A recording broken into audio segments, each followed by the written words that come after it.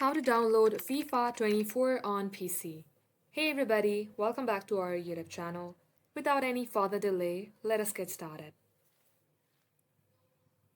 Launch any of your preferred web application and at the top search bar, type in store.steampowered.com.